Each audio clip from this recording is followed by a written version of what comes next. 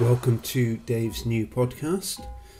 I'm continuing to read a book by a guy called Eugene Peterson, and the book's called Eat This Book. The title is taken from several different bits in the Bible where people are told to literally eat the word that God is giving them, written down on a scroll.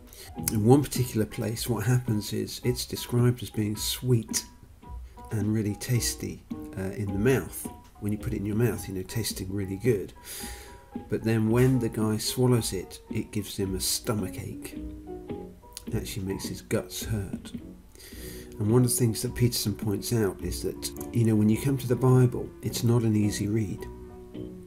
And there are bits of it which are comforting and encouraging and uplifting and sweet to read.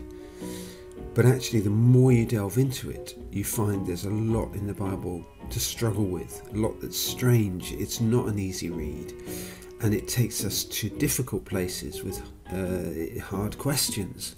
Some people say that the Bible is full of answers, and it certainly does have answers in it, but it's also full of all the questions too, and it encourages us to ask the questions and to wrestle with the questions.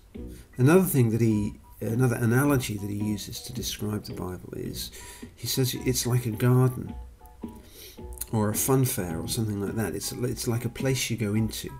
Like any garden, it's full of both flowers and weeds, all growing at different rates, all alongside each other. And Jesus uses that analogy at one point. He says that the kingdom is a place where weeds and wheat grow alongside each other.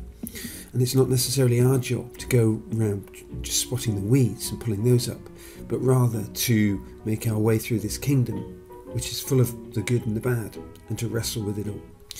Or if it's like a fairground, it's like a place full of light and darkness and people with good intentions and bad intentions and noisy children and quiet children and criminal adults and non-criminal adults, it's all that sort of thing, really. It's full of all kinds of things, and what we're invited to do with the Bible is to enter it, not to use it to qualify arguments, not to use it to, in a sense, just find all the particular bits that make our own point, but rather to find our story in its story. The Bible is a much bigger story than normality. It's a much bigger story than life. And rather than us squeezing it into our lives, what does it mean for us to find our life in the Bible? And the other thing I've just been reading in there is this: there are no avatars in the Bible. What I mean by that is we will truly find ourselves within it. Not a Christian version of ourselves, not a spiritual version of ourselves, not in a sense a sinful or bad version of ourselves. We'll find our true selves if we really try and engage with it. That's not to say we have to be, really wise people or learned people or educated people, just to simply engage with the Bible and let it be what it is. In this age of Facebook and all that sort of thing, which I'm a big fan of, it's very easy to create a persona.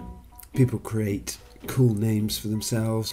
They want to look good, they want to sound good, and if you stretch it to its limits, then people create a whole different persona, an avatar of themselves. Well, the Bible isn't like that. You cannot create a persona.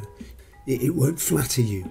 It won't pander to the just the good side of you. It won't take a photo of just the best bits. And that's because every part of us matters.